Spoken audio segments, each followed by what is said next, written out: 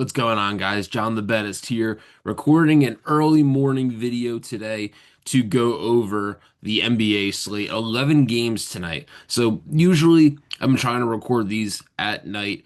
By the time I got done looking through the slate yesterday, it was like 12 o'clock Eastern time, and I am not a night person. So, that wasn't going to happen. You were going to have me falling asleep on camera.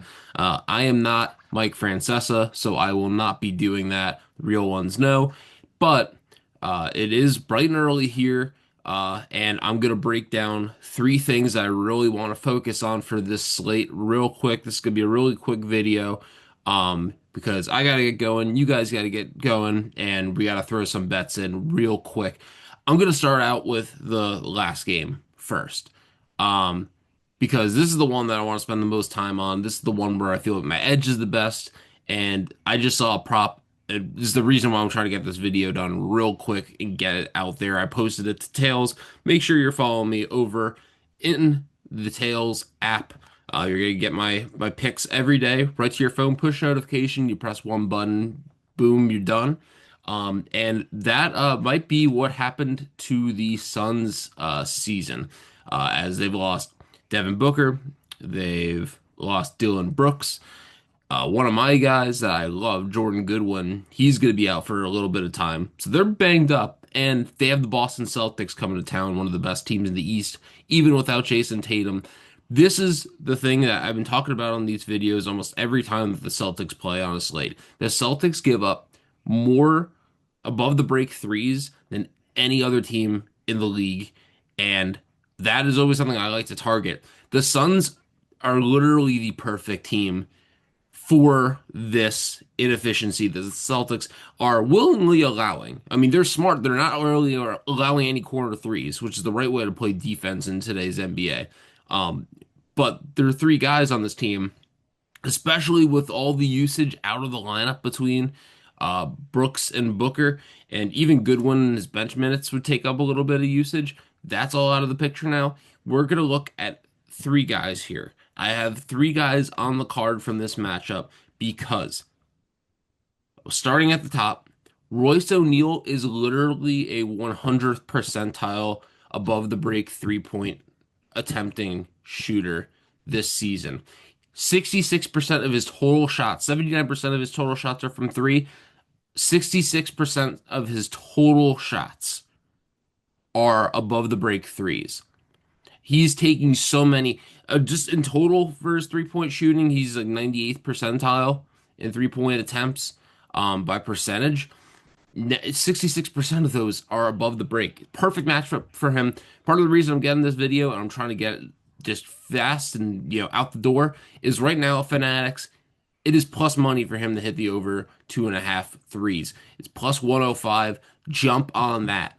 Normally, something that pops like this in my data and my research, this would get the full unit. I don't do that with 3-point props. 3-point props, there's so much more variance with those than really any other prop, even though it's probably the specific type of prop that I feel like I have the biggest edge in. But just half a unit there, plus money, playable honestly to like minus like 120, like minus 125. Like that's how good I think this prop is for this game. Two other guys that are 95th percentile in above the break three-point attempts, Colin Gillespie and Grayson Allen. Now I'm tackling them a little bit differently here. Colin Gillespie is like maybe the only actual point guard that's currently on the roster that's healthy. I think that he might play a bigger role as a distributor in this game. I haven't bet anything on him outside of I put a quarter unit on his over 3.5 threes. Again, 95th percentile above the break three-point shooter. He's going to get opportunities. It just affords a lot for a guy who, I think the Suns are going to really need him to focus on the distribution of the ball. Grayson Allen, also a 95th percentile above the break three-point shooter in terms of attempts. I want a slightly different route with him. So, and this was also tricky because Grayson Allen is questionable. He's missed a couple games now. Um, I took his over points. I took it last night over 17 and a half again. If you're following me on Tails, you would have gotten that. It would have been great. The prop went down 5 cents. So now it's like minus 110.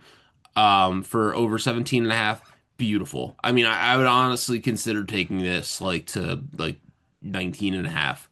Um, the other part of this that and the other reason I'm taking the point side as opposed to the 3 point side with Grayson Allen, which I think both are very viable. I just feel so strongly about the points because without Booker and Brooks on the court, Grayson Allen has a 9% usage bump. So he's gonna get so many opportunities. This is gonna be a spot where he's gonna have a lot of reps, a lot of opportunities. He's somebody that I think I'm like 4-0, 5-0 betting so far this year. So I hate Grayson Allen. He's the most punchable face in professional sports, yet he's made me money, so I hate him a little bit less.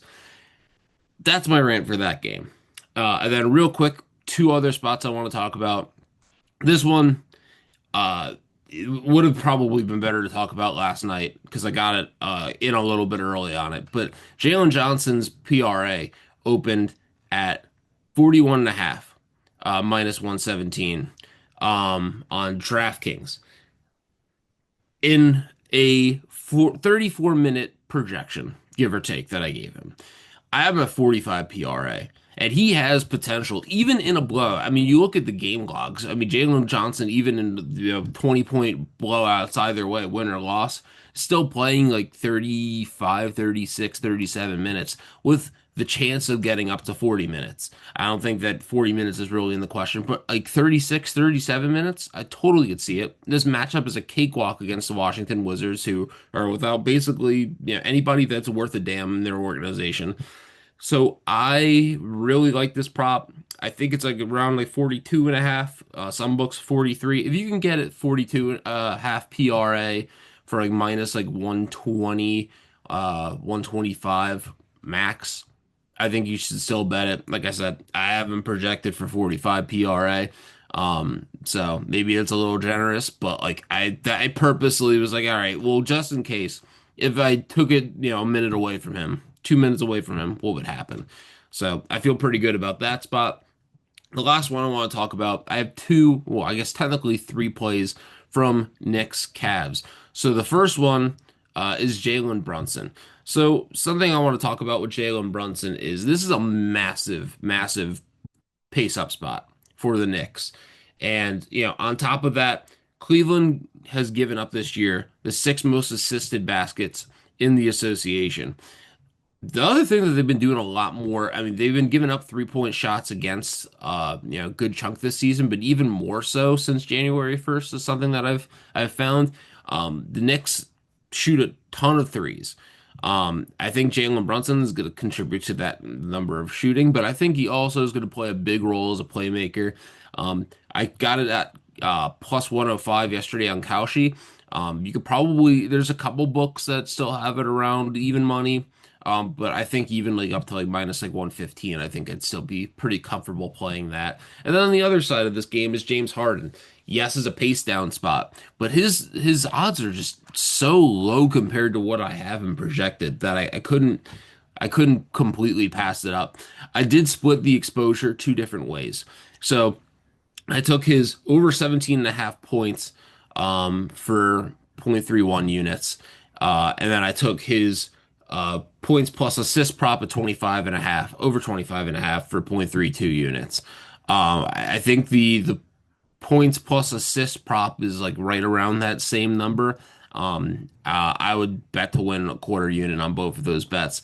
I feel pretty confident he's going to see the minutes. The only way he doesn't really is just if it's a blowout. So hopefully it doesn't blow out. Hopefully we're good in that direction and we get a good close game because that is a really fun matchup and I want to see how it plays out. But that's it for me, guys. I want to get in, get out, and get this video to you guys so you can get all the value from it. Let me know what you think, if there's anything I missed, anything that you don't understand, you want me to break down more, and make sure you're following me on the Tails app. That's the important part here, so you're getting all my plays in real time as soon as I play them. You would have gotten all these plays last night, except for Royce O'Neal, because that line literally just appeared this morning, and I hammered it. Hopefully you guys did too, because again, I posted that on Tails before I even sat down to record this video. So make sure you are subscribed there, and good luck tonight. I'll see you. I'm gonna try to record another podcast or video, or whatever the hell this is, tonight.